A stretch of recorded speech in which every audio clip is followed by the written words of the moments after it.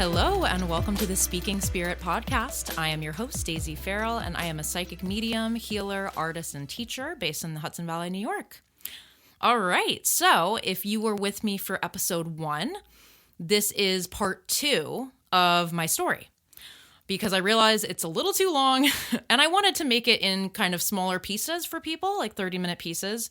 So the first piece, which was episode 1, was more my personal recovery from addiction and kind of touching all that. And that was important because that's really the foundation of everything that came afterwards, right? So this part is going to really focus in on my mediumship and how that developed out of that whole experience with my recovery.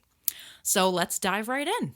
Okay, so where we left off was when my husband had finally found recovery, and I had learned so many things from that experience. And so right at the tail end of that experience, and actually while my husband was in rehab, his best friend passed away. And that was really, really hard, right? And then a few months later, a mutual friend of ours also passed away. So that happened pretty quickly, back to back. And this is what happened that was very different. So just to give a little context beforehand, a little bit before this, I had started to get really into crystals and oracle cards, actually. And that kind of came naturally from when I just started to develop my spiritual practice through AA, like I had shared in part 1. So I was getting really into that, and I would just play with oracle cards, and I kind of made that my morning ritual as well, to meditate with some crystals and pull a card for my day, things like that. So I was getting naturally drawn to metaphysical things to begin with. But then what had happened was after these 2 friends of ours had passed away, I started having visitation dreams, unlike anything I had ever experienced before. So the first visitation dream, it was really, honestly, it's kind of funny because of how literal Spirit was trying to make this for me. In the dream, I was my husband, Brian, and I was messaging his friend that had passed away on Facebook Messenger. And we just had a brief exchange, and he was saying different things. And to me, it's like, Spirit was trying to make it really obvious. Like, first off, this is for Brian. It's not for you. And it's a message from his friend, right? But I remember telling Brian about it, and he was like, yeah, that's exactly how my friend would have said that. So that's weird. But again, we were just like, all right, whatever. I don't know. And I didn't really think much of it because, as I had also shared in part 1, I was used to having weird dreams. So I was like, I don't know, whatever. So then moving on, and then I had another dream, and that was with our mutual friend, and it blew my mind. So in that dream, again, she had been sharing with me, it was literally like a white screen in front of me, right? And I wasn't even like in my body. This was in the dream. She showed me a photograph of her and her daughter. And then I heard her voice explaining a message basically to her daughter.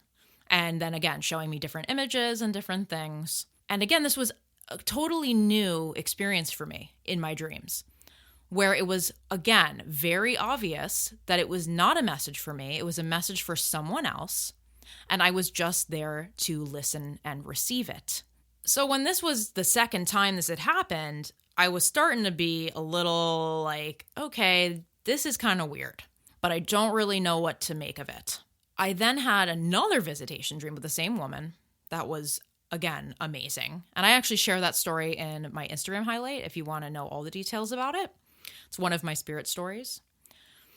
But so this kept happening. Then I had a premonition dream where my grandmother on my dad's side, who was the artist, right, and had the same type of dreams as me, I had a dream that she was going to pass away. And I actually talked to her about it. And she felt that she also had a premonition dream of her possibly passing away.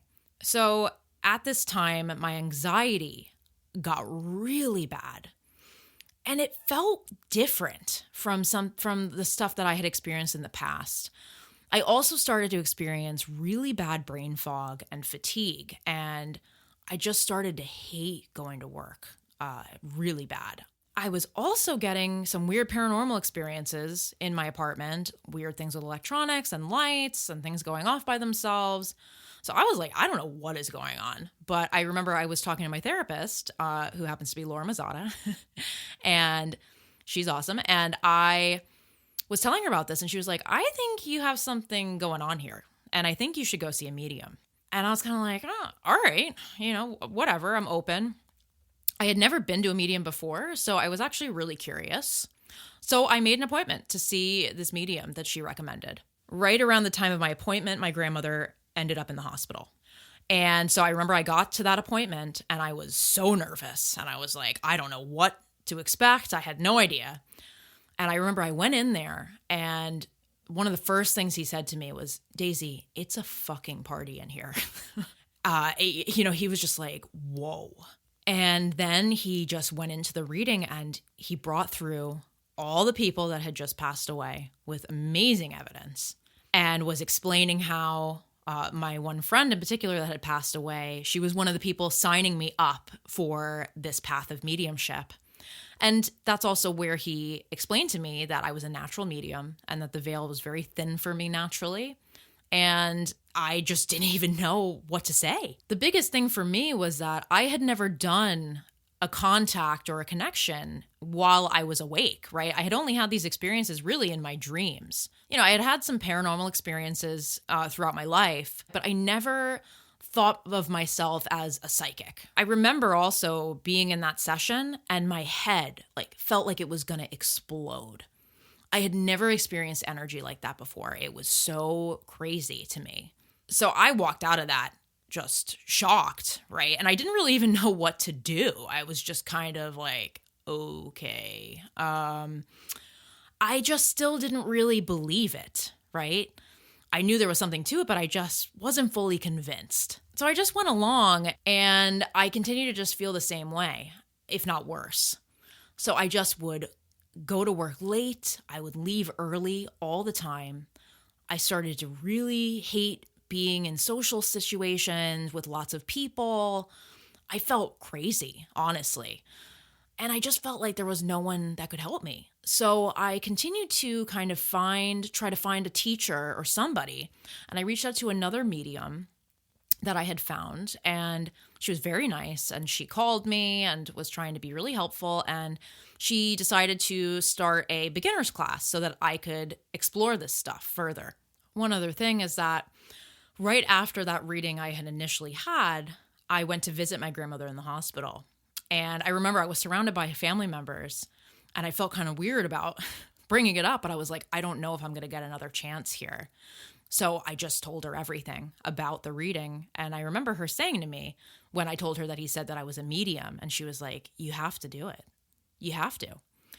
And I still remember that to this day. Going forward, I took this class, and around the time that the class started, my grandmother did pass away, which was really hard for me because I was very, very close with her. And I felt I shared a lot of similar struggles to her, different things like that. But I felt motivated at the same time to pursue this because of what she had said to me. And pretty much from the beginning, I surprised myself in this class. I was really not expecting much, but we started with psychic exercises, and they seemed to flow pretty naturally for me. After, I want to say, a couple of weeks, we finally did a class where we decided to connect with spirit for the first time.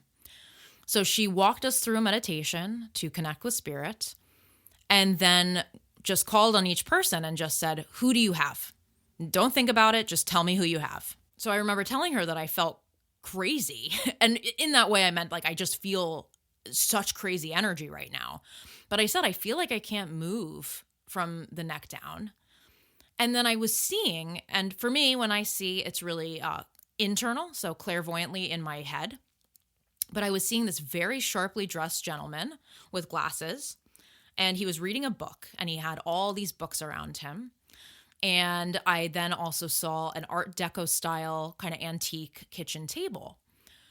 And so I said all of this. And then a man in the group raised his hand, and he was like, oh, I know who you have. That's my friend. He was a paraplegic, and he was a college professor, and he collected vintage furniture. So I remember hearing that, and I just was shocked. I just was so blown away. I didn't even know what to think, or I just was shocked. That's the best way I can put it. And from that point on, everything changed. And that's really where I can say I feel that I was born with this ability, because I feel that it's quite natural for me. And I really just needed someone to show me how to connect for the first time. And then I just understood. It just made sense to me. I was like, oh, duh, right? It just clicked. And then I just couldn't get enough. I became obsessed, really, with it. I was just so excited. But at the same time, I was still at this job that I was not very happy at, and my physical health continued to decline. And I was really struggling badly with chronic fatigue and this brain fog. So I just started to feel very worn down. I also continued to reach out to other teachers after I completed that class, and it would help me here and there. But again, it just didn't seem to be enough for me as far as fixing what I felt was this terrible anxiety and these panic attacks and feeling like I couldn't control the energy I was feeling. And this is something that I'm very passionate about helping others with now, because I'm happy to say that it's not a factor for me anymore. But at the time, it was really, really hard and very isolating for me. I became very agoraphobic. Like, I really didn't like leaving my apartment, and especially not feeling well too. I just didn't really want to do much of anything. So I ended up quitting my job, and I felt very empowered in that decision because I knew that spirit was calling to me, and that I needed to pursue this. So I did that, and then my health continued to decline. And this is where I entered what I really considered the hardest period of my life ever. This period lasted about 5 years. In total of, the onset of my symptoms, it's been about 6. But I went through 5 years of basically working from home the whole time. And I had never done that before. I did pick up a part-time job for about a year at another bakery, but I quit that as well. And so during this time, I felt extremely stuck. I felt completely stunted by my physical symptoms. I just felt I had no energy to really do much of anything. I stopped being able to really do a lot of what I used to consider quite normal. I stopped doing my makeup every day and getting dressed. I stopped running errands. I stopped doing a lot of normal things for someone in their 20s to do. I didn't really have a lot of energy to socialize. This chronic illness, it stripped me of my identity in a lot of ways. And also being home alone like this and working from home, it forced me to face myself to a level that I had never experienced before. Now, I have always been somebody that's very high energy and very, I want to get things done. I want to move. I want to create. I want to do so many things. And so this was a very life-altering thing for me to go through for so many reasons. But like I just said, it really went against the true nature of who I am. I actually was eventually diagnosed with fibromyalgia, and actually just recently I was diagnosed with chronic fatigue syndrome. So it makes a lot of sense, and it did give me some relief in that I felt I wasn't crazy, right? But unfortunately, there's not a lot of treatment that is super effective for either of those illnesses.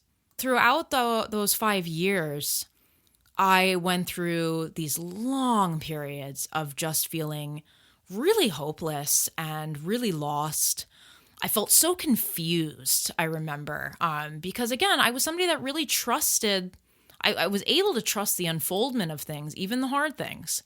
But this was going on for years, right? And I just felt so frustrated around the fact that, why would spirit open me up to this whole ability only for me to feel like I couldn't fully pursue it in the way that I wanted to or needed to because of my physical health. It felt very unfair to me and very confusing. And I'm not exaggerating when I tell you that I literally tried everything under the sun to fix this, to feel better. I went to shamans, I went to healers, I went to therapy, I went to naturopaths, I went to regular doctors, I went to specialists. Like, I did so many things, and nothing ever worked long term for me. Throughout this time, I still continued to pursue mediumship to the best of my ability because I knew deep down that it was my calling. And I did do readings professionally. I went to various classes and learned a lot and had some amazing experiences and continue to just push myself to learn.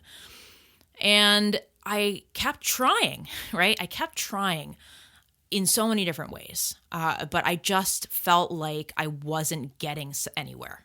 However, over this time, I did continue to celebrate years of sobriety, and I married my husband, which was all wonderful and really positive, but I just still felt so lost and unsure of where I was headed. And I started to get to this place where I became afraid to give readings. My brain fog and my fatigue, I felt really got in the way of my connection. And I had a few kind of not so great sessions with people, and I started to really get in my head about it. And I just decided that I didn't want to do readings. I couldn't do them anymore. I was just unable to due to my health. And I became very ashamed of that, especially because I was like, this is my calling and this is what I know I'm meant to do, yet I'm too afraid to give anyone a reading. And it was around the end of this period that I finally signed up for intensive mediumship training, which I actually had never really done. And I just thought that it was the best option to try to help me get out of this fear and this rut that I felt stuck in. So I signed up for that, and I continued to sign up for other classes and things down the line to hopefully just push myself through it. That's what I was hoping to do. And that brings us to October of 2022. And that is when my father was diagnosed with stage 4 cancer. This was a massive shock to my whole family. My dad was a very healthy person, had never had any real health issues until that. So it came out of nowhere, really. And it was devastating for everyone.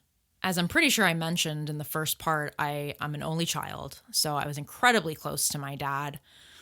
And he was one of my number one supporters in mediumship too, and really anything that I wanted to do or pursue. So this was horrible, horrible news for me to kind of try to wrap my head around. And that whole year feels like just like another planet or something. It was so hectic, and there was so many things that happened throughout. It was 11 months that my dad was sick. And I traveled more than I ever had in my entire life for him and for mediumship classes and different things like that. And I was one of his primary caretakers. So I was all over the place.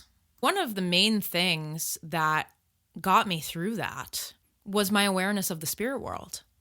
And this is the first time I had really gone through something so challenging with that awareness.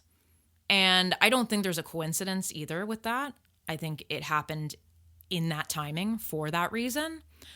And I am so grateful for that, because I don't know what I would have done if I didn't have that in my life at the time. The other beautiful aspect to this was that my dad was so open to what I did and loved everything about it and was fully with it. So he was open to, getting healings from me. I would do meditations with him, all of that. And it was something that we were able to really bond over throughout that whole period. Another thing that had been kind of taken off the table for me during my struggle with my chronic illnesses was creating art, which again is a massive part of who I am. And I also feel is part of my mission or my calling in life, is that I really want to incorporate my work with spirit with my art in a big way. And it's something that I am continuing to develop and work with. But I hadn't drawn in years at this point. And I was getting these little glimpses of spirit throughout these 11 months.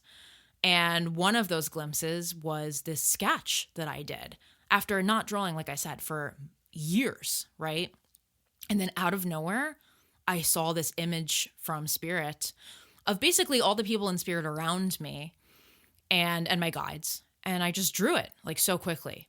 I then didn't draw for another several months after that, but that was just one of these little breadcrumbs that were being left for me while I was going through all of this. Another one was this incredible experience I had during a trance and physical class. And I had this unforgettable seance that I was in and a few other experiences at that time. And there was a few others. So I was getting all of these profound experiences from spirit kind of scattered through while I was dealing with really the hardest thing I had ever been through. One profound experience that I like sharing is I had gone to a salt cave for a sound bath. And I do these astral journeys with my guides. I do it here and there when I feel like I need it. And it's always different. I always go somewhere else. I always go through some kind of portal or whatever to do. It's really work, really. A lot of times they really have me work. Sometimes I'm more receiving and relaxing, but a lot of times they're like busting my ass a little bit. But I enjoy it. I mean, they're always amazing. And so I went to this sound bath, and it was the first one I had ever been to. And I dropped in very quickly. And I remember I was with my main guide, and they were like, all right, you're going basically down to hell. And that tends to happen to me a lot. I mean, I'm very connected to shadow work. And I was like, all right, fine. And I remember we were looking down this hole, me and my guide, and it does not look very friendly.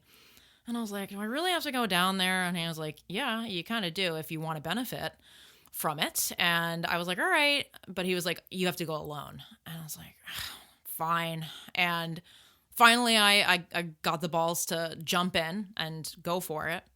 And it led me down this deep cavern, and it was really like a cave. And I finally reached this pool in the floor in the middle of this cave, and it was black liquid that was filled with it.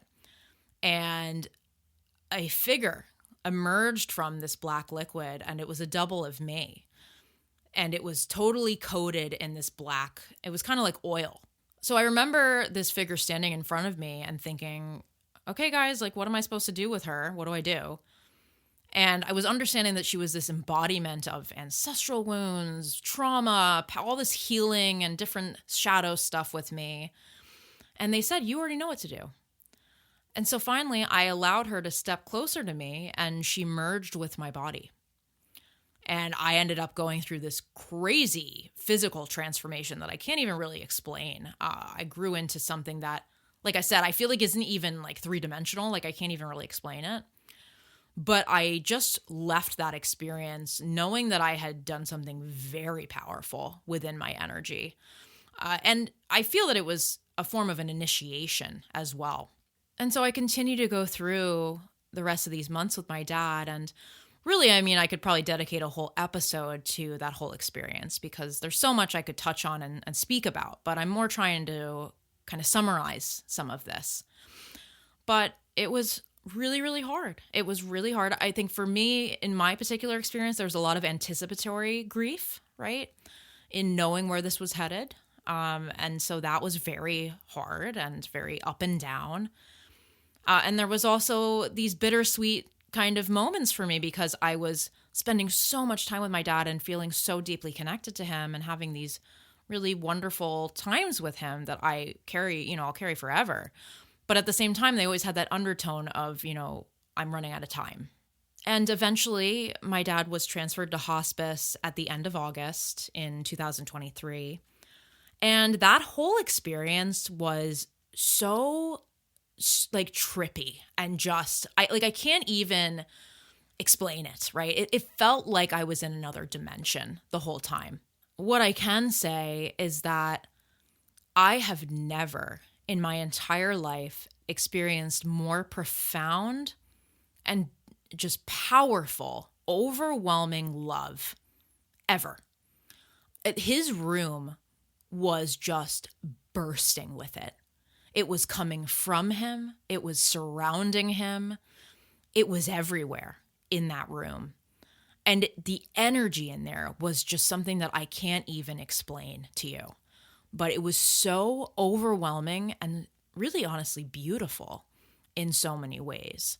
I could just feel all of that unseen support and love surrounding my dad and me and my mom and my husband as we're going through all of this. And my dad held on for a decent amount of time, and we spent every minute we could with him, playing his favorite music, hanging out, laughing, filling his room with things that made him comfortable and feel connected to home and the things that he loved. Lots of different things, but it was something where, hours kind of disappeared, time disappeared. Almost fallen asleep at one point because it was a long day. And I had this vision of him floating up and reaching up to these beautiful trees. It was 3 trees. And it was just very interesting. And then I was in my childhood home with him, and he was standing in front of me, and it was crystal clear. And he just had a huge smile on his face and hugged me. And it felt really real. And then my dad passed away really quite shortly after I had that experience. So I feel like that was him saying goodbye to me. And the day that he passed away, the energy of that love that I experienced stayed with me. And I remember feeling so loved and supported by all my friends, by AA, by the spiritual community, so many things. I felt very, very supported and loved through that experience, and I'm really grateful for that. But I will say, I'm going to be honest, I went into the darkest place I had ever been after he passed. And that lasted a good couple months, I want to say. I literally felt like there was just this evil, almost entity. Not literally, but it just felt like this dark mass was just hovering over me and suffocating me. I just felt like I couldn't breathe. And I felt this heaviness and tightness in my chest. And it was so overwhelming. I just had the most intense anxiety and panic. And I remember freaking out, just thinking how you're running out of time. Like you're almost, you're 30. Like, what are you doing with your life? It's going to be over for you. You got to make a decision. What are you doing? And just feeling so full of fear and what do I do? Just basically a full-on existential crisis. And I was so divided between, okay, am I going to just do it? Am I going to be a medium and I just need to decide and go forward with it? But then I would go through this whole period of being like, I don't want to be a medium. I don't want to be weird or different. Like, why can't I just have a normal job and just, I don't know, be a florist or something or do something creative? But I just remember saying to myself and thinking about this and being like, why on earth would I go through all of this stuff that I've been through, and then be shown that I have this ability to connect with spirit, just for me to not do it? Doesn't really add up, does it? And so I went through more struggle of just that kind of inner conflict around this. And it's funny because that first reading that I had, the psychic had said to me, your 20s are going to be really rough, but your 30s are going to be great. And they're going to be a lot more balanced and calm. And so I had just turned 30. And so I was like, okay, bring it on. And I actually don't think, again, it's a coincidence that the end of my 20s, was finalized with the passing of my dad like this. I just feel like it was this whole decade for me to prepare myself for what I'm meant to do going forward. And so at that point, I actually reached out to a specialist in chronic fatigue syndrome, and I started a new medication, and I actually started to get some relief for the first time in years. And it was really exciting for me. It helped me with that panic that I was feeling, and I actually started to draw a large-scale drawing for the first time in years. And that's actually a whole other story that I will be sharing once the drawing is finished, which is actually very close to being finished. So I'm really excited to share all of that. But that was really, really a huge deal for me. And I remember the drawing just poured out of me in this whole new way. But again, I'll share more details on that later. But that happened, and then I continued to do my intensive mediumship training, and I started my second year actually this past February. But I have these weekly practice circles with my teacher from that program. And so I was saying to her that I was avoiding readings, and I had this wait list, and I was avoiding it. And I was just saying, well, I think it's my grief. Like, I can't handle it. I don't think I can do it. And then she said to me, Daisy, I saw you in class and you seem to be doing just fine. So why don't you just do it? And, again, I can't tell you why, right? But for whatever reason, that just did it for me. It just seems like I needed an external person to kind of snap me out of it, right? And be like, hello. And so from that point on, I started booking readings again. And, another thing about all of this is now that my dad was on spirit side, it changed the way I felt with that support. I just felt more supported than ever before, because I know this is what my dad wanted me to pursue. He believed in me 100% and was one of my biggest cheerleaders in this work, and I couldn't let him down, right? And I also felt that, having my dad on that side, he was able to help me in ways that he never would have been able to physically if he was here. As much as I don't still really fully enjoy the concept of him not being here, right? And it's very painful for me and something I'll never get over, to be honest. I am able to at least see that. So I also had decided to take a job doing in-person healings, which is something that I had always wanted to do. And that's actually something that I had done before this. It was pretty soon after my dad had passed, because I was trying to push myself to just do something involving my work with spirit, but maybe not, but not doing actual readings, right?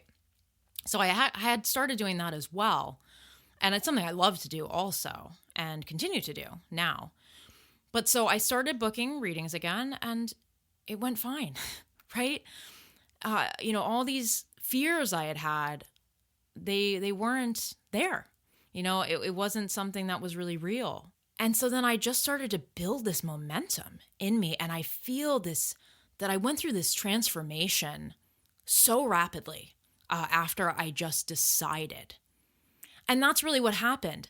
I finally allowed this push to be my final time to just be all in. All or nothing, Daisy. I didn't want to be half in anymore. I had to choose. So I decided I'm going to be the weirdo medium, and I'm going to do it. I'm not going to be for everyone, and that's okay. Because the people that I'm here for need me, and spirit needs me, and I need to just do it, right? No more hiding. And when I finally just decided to get out of my own way and trust spirit, trust myself, it was fine. And so I'm sure my spirit team was like, finally, thank you. About time here, so I'm sure they were thrilled. And they definitely have a sense of humor, because once I did that, literally within 3 weeks, I was given all these opportunities to work with spirit in ways that I had always avoided due to fear. Some of that was platform, working with groups, and even doing live readings for multiple people, things like that. And I said yes to all of them. I just did it. And every time I showed up and I went through those things, my connection and my confidence just grew, and my motivation grew. And during this time, I had an amazing reading with this woman, and I'll share her info below in the description. And she spoke to me in trance, which is, I'll have a whole episode about trance if you don't know what that is. And my team spoke through her, and they had said that every step I take is turning this wheel. And it's going to feel hard at first, but as I keep taking a step, it's going to turn the wheel faster and faster until it becomes a flow for me. And I think about that still to this day. And it really helped me because it made a lot of sense. And that's really what was happening as I was saying yes to all of these opportunities. And so that brings us to where I am now. It actually hasn't been that long. It's been about 6 months now since my dad passed, and I feel like I'm a totally different person since that period of time. And of course, I definitely left out a lot of little details and other side stories here, but I mean, you'd be listening to me for probably about 50 hours, so I'm gonna not do that. And that's why we have a podcast, right? So I can do little stories on different pieces here that maybe I missed. But I am here. I am so grateful, first off, for you to, be here with me and listen to this. And again, like I shared in the very beginning of this series, I was saying that I just hope that maybe even part of my story can be of help to somebody that is feeling isolated right now, or feels that no one understands them, or that they're really struggling in their spiritual path right now, regardless of whether or not you're a medium, right? I mean, this could be any kind of spiritual path or just life. And so I really wanted to share all of this to just hopefully give people some hope, some motivation, to know that you got to keep going, right? Keep going, because if you're not through it yet, I promise that you will. And the world needs you, and the world needs your light. We don't always see that, right? But they do. I can assure you that. So thank you so much for listening, and you can reach out to me anytime if, my story resonated with you. I'd love to hear that and connect with you. And just the other thing that I was going to say is, from this point on, I really feel like I'm at the very beginning of this great journey with spirit, right? I've been through so much already and have done a lot in my work with spirit up to this point, but this feels like a new chapter. And really literally too, right? I just turned 30, all these things.